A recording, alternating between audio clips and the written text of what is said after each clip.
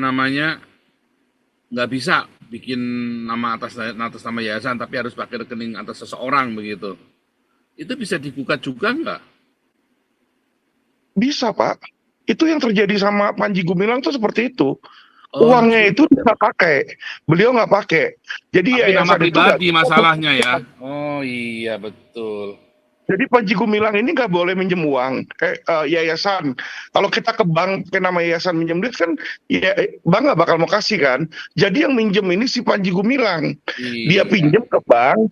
Nah, sama yayasan tagihannya itu dibayarin, masuk ke rekening Panji Gumilang dulu, baru dibayarin ke bank. Itu aja udah kena TPPU dan Undang-Undang Yayasan, Pak. SK dia. Jadi jadi gini nih Pak Paul.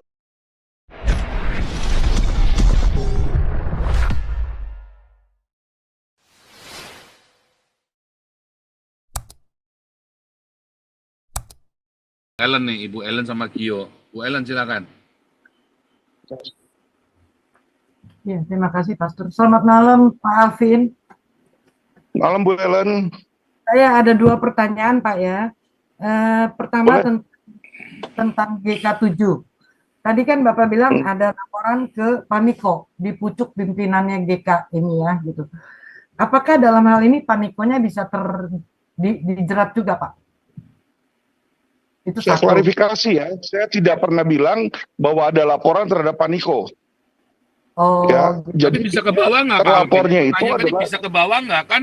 Dia pasti Iya. ada, karena GBI itu kan ada sistem perpuluhan. Dia pasti kasih seperpuluh ke Paniko kan? Nah, nanti makanya Pak saya bilang dengan audit tersebut, dengan audit laporan keuangan akan terlihat siapa-siapa saja yang bertanggung jawab, Pak. Saat ini kita cuma bisa menduga, tapi ketika laporan keuangan itu keluar, itu sudah nggak bisa ngelak. Ya, jadi memungkinkan, tapi saat ini belum. Dia bukan sebagai terlapor yang kami lakukan. Terlapor yang kami lakukan adalah Dr. Yanto saat ini. Ya, ini yang sedang kami draft di somasi ya. Dan dalam waktu dekat kami akan layangkan di situ ke gugatan ke pengadilan nih di sini. Ya, terhadap Dr. Yanto dulu. Nanti kalau memang Pak Niko tidak mau mengambil tindakan tegas dan memecat atau mengganti, barulah kita hajar gerejanya, karena berarti oknumnya ini sudah naik ke atas, gitu loh. Jadi saya nggak mau menduga dulu bahwa yang atasnya ini ikut campur atau enggak, karena kan beliau belum memutuskan. Tapi kalau dia mengikuti dan malah membantu oknum, berarti kan kita udah tahu dia ikut serta. Ya.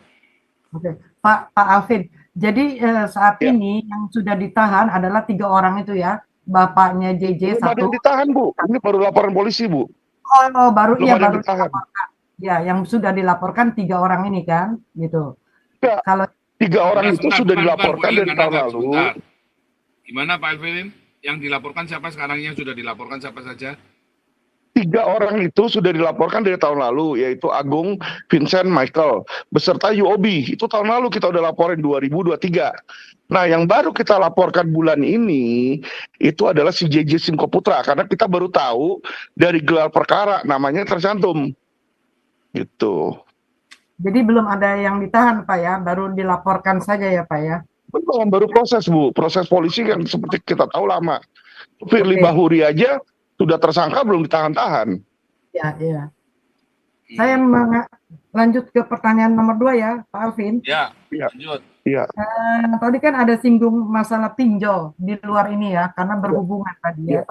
Kan tadi Bapak bilang ada pinjol yang resmi dan tidak resmi, gitu ya. Betul.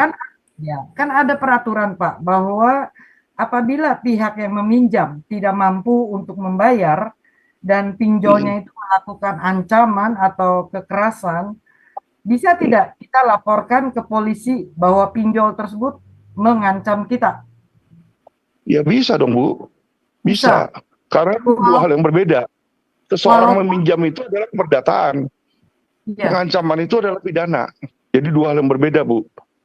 walaupun pinjolnya itu resmi atau tidak resmi, Pak, bisa dilaporkan, Pak? Bisa. Resmi pun kalau dia mengancam, itu sebuah pidana. Bisa dilaporkan. Oke. Jadi bisa ya Pak ya, resmi ataupun tidak resmi ya?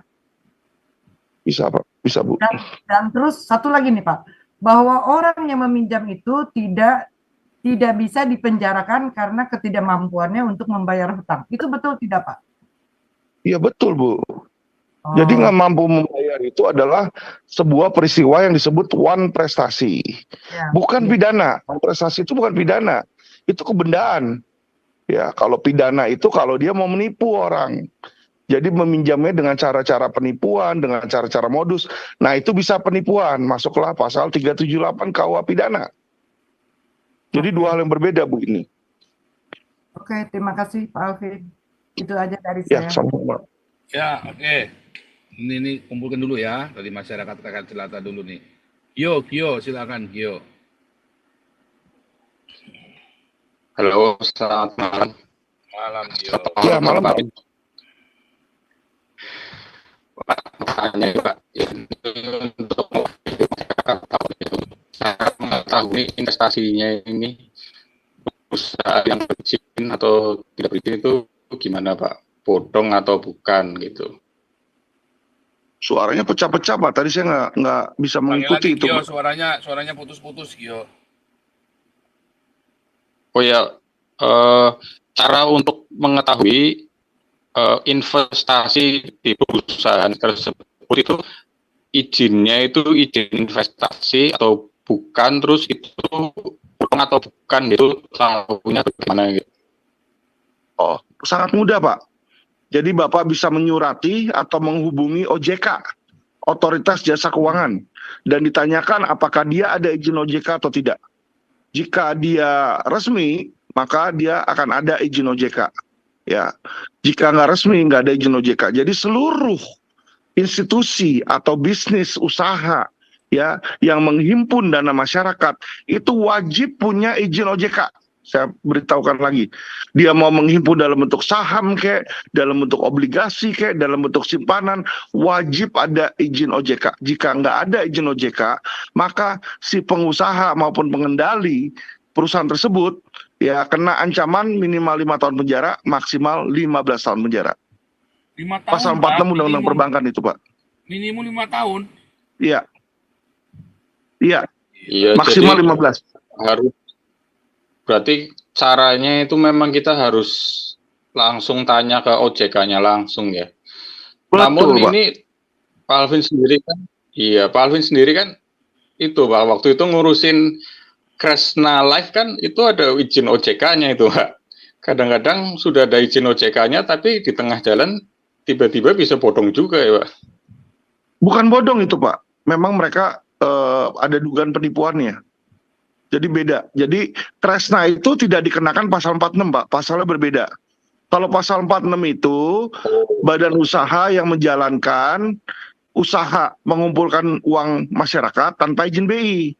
Ya, karena OJK punya izin BI, Kresna punya izin BI, izin OJK, maka si Kresna ini nggak bisa dikenakan pasal 46, Pak.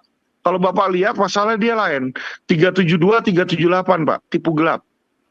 Jadi dianggap investasinya yang ditawarkan itu ya mengandung unsur-unsur penipuan. Itu hal yang berbeda, Pak. Oh iya baik, terima kasih Pak. Baik, sama-sama, Pak. Oke, ini Marcel lalu Pak SK ya. Marcel silakan.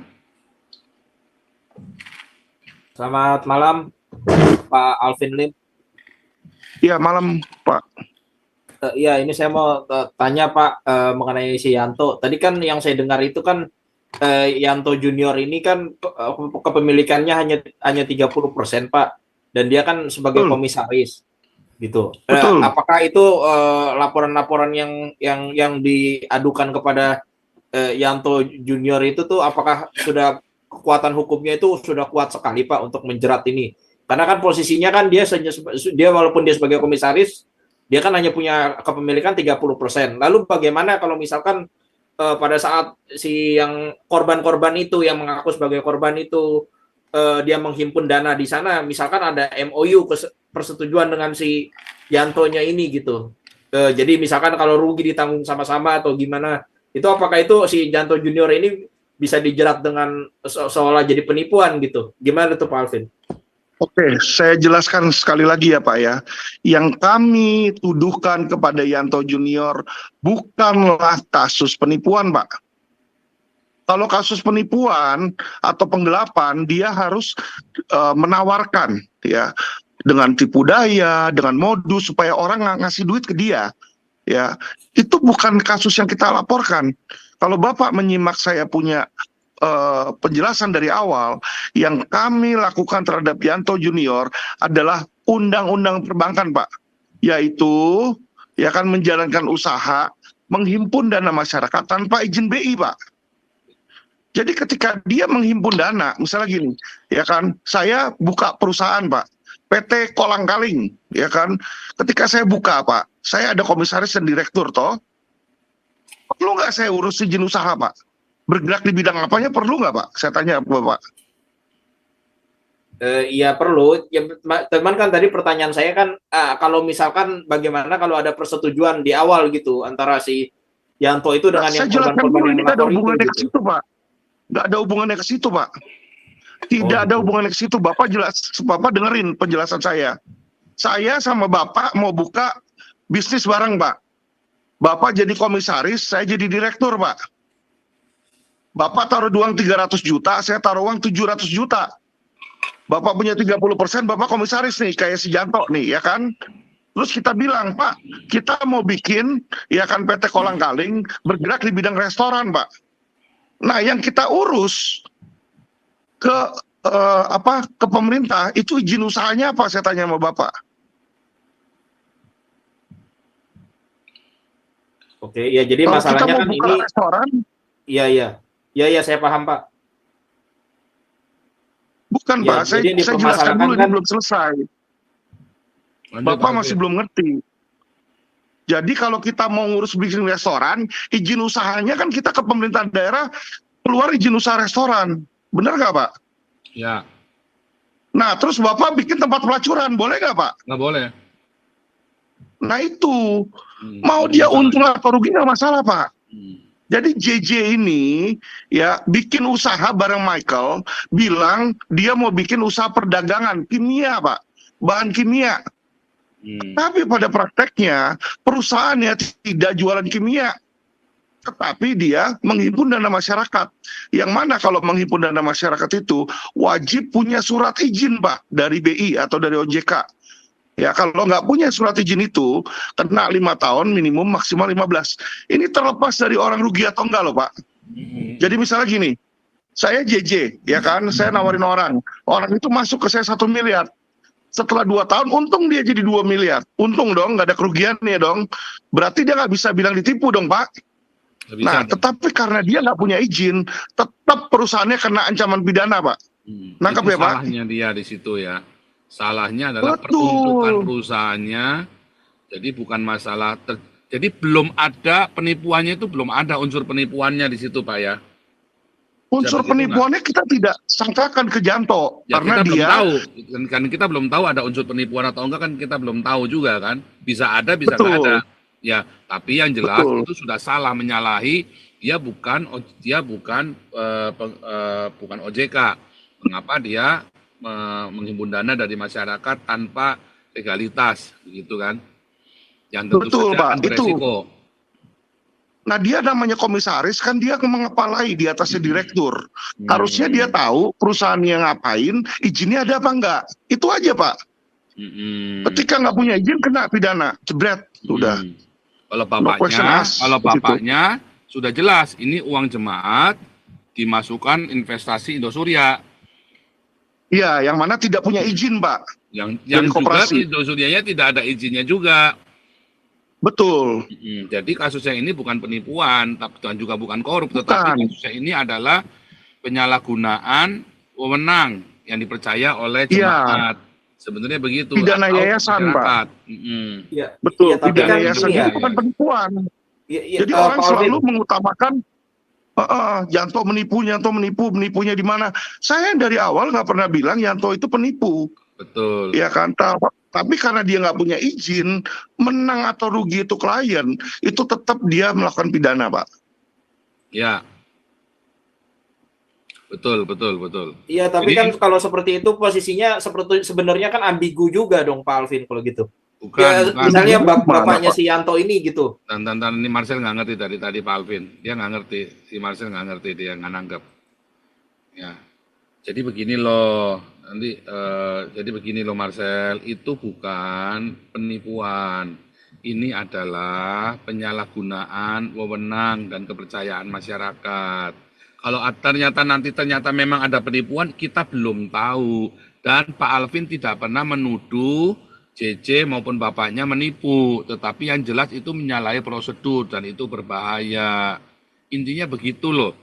Jadi dan itu memang menyalahgunakan kepercayaan dari masyarakat kepada orang dua ini. Itu menjadi masalah. Jadi bukan penipuan, tidak ambivalen juga, nggak ada urusannya dengan ambivalen, gitu ya. Nah, jangan diulang-ulang lagi ya, nanti kita habis waktu. Ini suara komandan, silakan.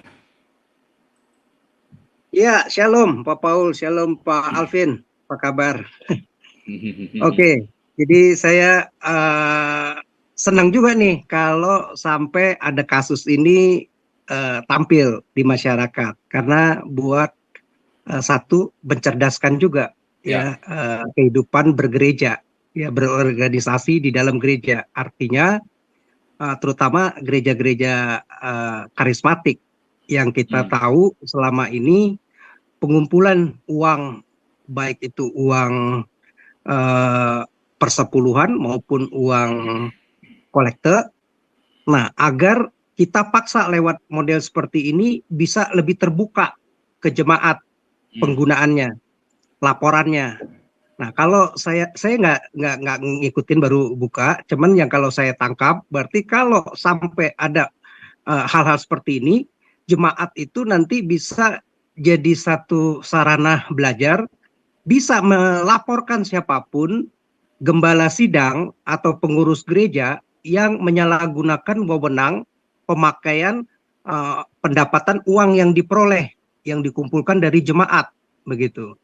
Apakah tadi misalnya tanpa persetujuan jemaat, tahu-tahu dengan persetujuan sendiri dipakai untuk investasi, begitu ya, baik itu rugi maupun untung, artinya tetap mesti terbuka, begitu, karena jemaat menyumbangkan itu nggak ada mungkin pemberitahuan bahwa itu akan dipakai untuk investasi. Kalau dipakai investasi kan mungkin bisa jadi jemaat nggak mau memberikan persepuluhan atau sumbangannya itu. Jadi kita harapkan lewat ini semakin terbuka dan jemaat semakin mengerti. Kalau ada dan membuat jera juga buat para gembala sidang, hati-hati nih, karena banyak kita lihat di kasusnya di gereja-gereja karismatik, bisa jadi malah uang-uang itu jadi asetnya pribadi. Gembala itu dianggap sebagai pionir pendiri gereja itu, begitu. Nah, jadi kita sih harapkan semakin terbuka, nggak apa-apa lewat seperti ini. Memang mesti ada gebrakan juga buat gembala berhati-hati, next, nggak bisa seenaknya saja. Uang yang sudah dikumpulkan itu adalah milik bersama, benar-benar harus dipertanggungjawabkan. Nah, kita berharapkan uang ini benar-benar bisa justru menjadi sarana penginjilan, bukan dipakai untuk kekayaan pribadi. Nah, mungkin seperti itu tanggapan saya pertama, mungkin sambil saya dengerin lagi. Benar nggak gitu Pak Alvin? Saya harapkan sih seperti itu ya. Artinya Pak Jadi SK setuju ya Pak dengan ini yang dilakukan Pak Alvin, digebrak begini ya sekalian, setuju ya Pak ya? Bagus, karena perlu ya. Kalau enggak selama ini yang kita tahu di gereja-gereja terutama karismatik yang saya tahu, nggak jelas uangnya itu kemana, ya. Itu dibelikan misalnya ruko atau gedung pembangunan, itu nanti milik siapa? Karena kita lihat banyak yang ada, termasuk Betani aja bisa ribut-ribut rebutan aset. Padahal itu sebenarnya kalau mesti jujur, itu mestinya aset jemaat, nggak boleh menjadi aset si pendeta, begitu.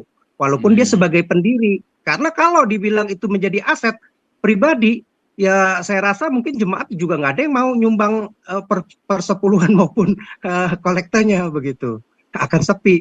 Nah, saya rasa ini bagus juga gitu. Jadi next time buat pelajaran, kalau sampai ada pemimpin gereja yang berani menyalahgunakan wewenangnya, penggunaan keuangan itu tidak terbuka, bukan untuk sebagaimana mestinya, itu bisa dijerat loh, dihukum. Nah, ini bisa satu pelajaran yang bagus begitu. Ya, mohonnya tanggapan Ya, Pak tanggapin, Pak Alvin, bisa Pak Alvin. dikolaborasi lagi. Mikrofonnya Pak Alvin. Mikrofonnya mati Pak Alvin. Mikrofonnya dinyalakan dulu. Jadi ini bukan hanya uang gereja dimanfaatkan menjadi aset pribadi, Pak. Ya, jadi yang terjadi di sini adalah undang-undang pelanggaran terhadap undang-undang yayasan. Ya, jadi kalau ada aset milik gereja, walaupun nggak dipakai, tapi ditaruh atas nama rekening perorangan, itu sudah kena, Pak. Saya kasih tahu, itu sudah kena. Ya, dan ancamannya itu berdasarkan pasal 5 Undang-Undang Yayasan itu adalah 5 tahun pidana, Pak. Ya, jadi gereja itu ketika melakukan hal-hal tersebut dia ambil, bukan hanya dia menyalahkan kewenangan dia yang diberikan oleh jemaat, tetapi melanggar hukum positif yang ada di Indonesia, Pak. Ya, dan saya yakin gereja manapun tidak akan mau menjadi pelopor untuk melanggar hukum yang ditetapkan di Indonesia. Iya dong. Jadi Anda punya duit, tiba-tiba Anda masukin ke judi online misalnya kan. Apakah benar? Walaupun itu menguntungkan loh, Pak. Tiba-tiba gereja misalnya 100 M dapat untung 1 miliar tiap bulan. Untung dong 1%. Tapi kan itu sesuatu yang ilegal. Apakah dia bisa ditangkap apa nggak bisa? Di situ karena dia sudah melakukan hal yang melanggar hukum. Nah, ini loh yang saya mau tegakkan, yaitu terhadap pendeta-pendeta oknum, nabi-nabi palsu yang melanggar hukum negara. Ini yang saya tentang, Pak. Jadi bukan Alvin ini menutup gereja, tidak. Saya nggak punya kuasa untuk menutup gereja. Tetapi kalau yang saya tuduhkan terbukti di pengadilan, pengadilan bisa menutup gereja tersebut. Gitu. Ya, jadi kalau saya tangkap gini Pak Alvin, kan bagusnya dengan pelaporan seperti ini, akhirnya masyarakat bisa melihat, bahkan nasional kalau bisa melihat, ini satu pembelajaran buat gereja, terutama gereja karismatik, yang katakan pendiriannya sebagai yayasan gereja, ya, lalu ada uang jemaat, uang masyarakat masuk di situ, artinya kan minimal nggak boleh masuk itu menjadi ditransfer ke kantong atau rekening pribadi, bahkan nanti sampai lagi penyalahgunaan diinvestasikan ke hal-hal yang lain yang nggak ada di dalam anggaran dasar rumah tangga yayasan tersebut atau di dalam persetujuan jemaat atau masyarakat. Nah, itu kan akhirnya menjadi kasus hukum.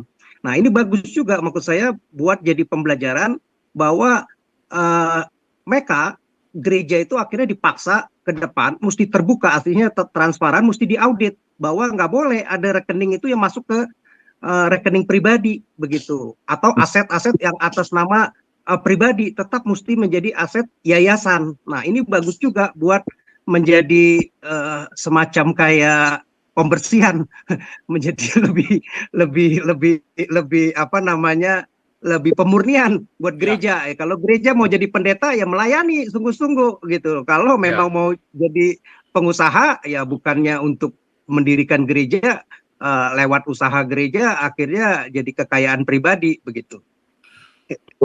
Pak Alvin, nah ini tadi lanjutnya Pak SK tadi itu benar ya. Berapa orang jemaat ya, minimum berapa orang untuk bisa melakukan gugatan kepada yayasan atau gerejanya Pak Alvin? Jadi kalau ada alat bukti yang cukup, Pak, ya kan mau 1-2 orang pun juga bisa melakukan gugatan. 1 orang bisa? Bisa. Yang penting dia ada alasan yang sah, dasar hukum yang sah, dan ada alat bukti awal, Pak, yang sah. Kalau ada alat bukti awal 1 orang mau lapor juga boleh. Jadi kayak kita melihat sebuah pidana nih, pidana yayasan, ya kan, yang lapor 1 orang bisa aja. Yang penting dia ada alat buktinya. Mana bukti penyelewengannya? Nih loh, masuk ke Indosuria, ini bukti transfernya. Nah, itu bisa langsung diproses. Tadi kan Pak SK bilang jangan sampai masuk ke rekening pribadi pendeta, begitu kan? Betul. Nah, tetapi kalau misalnya nih rekening gereja tersebut apa namanya, nggak bisa bikin nama atas nama yayasan, tapi harus pakai rekening atas seseorang begitu. Itu bisa digugat juga nggak? Bisa, Pak. Itu yang terjadi sama Panji Gumilang itu seperti itu. Uangnya itu nggak pakai, beliau nggak pakai. Jadi tapi nama yayasan pribadi itu masalahnya ya. Oh iya betul. Jadi Panji Gumilang ini nggak boleh minjem uang yayasan. Kalau kita ke bank pakai nama yayasan minjem duit kan, ya bank nggak bakal mau kasih kan. Jadi yang minjem ini si Panji Gumilang. Dia Iya. pinjem ke bank. Nah sama yayasan tagihannya itu dibayarin. Masuk ke rekening Panji Gumilang dulu, baru dibayarin ke bank. Itu aja udah kena TPPU dan undang-undang yayasan, Pak. SK dia. Jadi gini nih Pak Paul, jadi bagus juga nih Pak Paul lewat kasus ini kalau jemaat ada yang tahu bahwa ternyata itu pakai rekening pribadi gembala, itu jemaatnya bisa melaporkan. Nah itu bagus Bisa. juga supaya memurnikan pendeta nggak boleh pokoknya ada rekening pribadi. Kalau bisa ya pendeta cukup gajian saja berapa misalnya per bulan yang sudah ditentukan lewat ADART-nya atau kesepakatan jemaat. Begitu dia ada rekening pribadi, nah itu yang kita khawatirkan, wah kalau sudah asetnya miliaran puluhan miliar, bisa-bisa jadi rebutan aset tuh nanti tuh, karena udah rekening pribadi. Dan ini membuat nge-push semua gereja harus terbuka keuangannya, begitu, diaudit, begitu, nggak boleh ada rekening pribadi, begitu. Maksud saya bagus juga kalau ada seperti ini. Nah itu memang yang saya maksud seperti itu Pak, makanya saya lakukan langkah hukum. Bagus juga Pak, kalau menurut saya sih saya senang tuh kalau seperti itu bisa bagus nih, hati-hati semakin ya. ya manajemen gereja akhirnya jadi semakin bagus begitu ya. Akhirnya kita mau juga uang yang dihasilkan itu benar-benar sesuai. Kalau memang itu untuk misi, benar-benar dijalankan misi. Jangan nanti malah beli aset terus. Akhirnya asetnya aset pribadi, itu yang bahaya. Ya gitu. Selama ini kan nggak ada tuh gebrakan untuk bisa mengontrol ini ya. Bagus juga Pak. Saya dukung deh kalau bisa seperti itu. Ya, jadi sebetulnya ini positif ya. Sebenarnya asalnya saya kok rada aneh nih kok Alvin gebrak-gebrak kita sendiri. Tapi kemarin ya selama minggu kemarin ya saya ada chat pribadi juga, WhatsApp pribadi ke Pak Alvin ya. Bener juga loh saudara. Kita perlu kan, dan memang dari kemarin kan saya udah bilang ini kan bukan tuduhan menggelapkan uang. Tadi juga kita dengar, ini bukan menggelapkan uang loh. Ini adalah penyalahgunaan wewenang. Dan seorang hamba Tuhan tidak boleh melakukan ini. Ini bukan masalah mereka penipu atau nggak nipu. Kita nggak tahu apa yang terjadi di dalamnya loh. Ya, yang pokoknya ini udah salah. Prosedurnya nggak boleh aja. Pokoknya kita nggak mau aja begini. Intinya begitu saudara ya. Jadi jangan salah paham ya. Dari kemarin nih saya dapat masukan-masukan yang aneh-aneh ya. Scammer apa segala macam itu ya. Nggak begitu saudara. Ini pokoknya ada penyalahgunaan wewenang. Dan seorang hamba Tuhan, makanya saya bilang ya, janganlah hamba Tuhan itu berbisnis. Menurut saya ya, kenapa saya disuruh berbisnis, saya nggak mau, jangan. Apalagi yang melibatkan sampai begini rupa ya, saya selalu bilang jangan. Makanya saya tidak pernah mau dia suruh bisnis ini, nggak pernah mau. Karena nanti kalau ada apa-apa, layanannya ke bawah-bawah, saudara. Jadi ya itu tadi, melayanilah dengan rajin. Belajarlah teologi yang benar supaya khotbahnya benar. Oke, anyway, ini masih banyak antrian nih. Kuma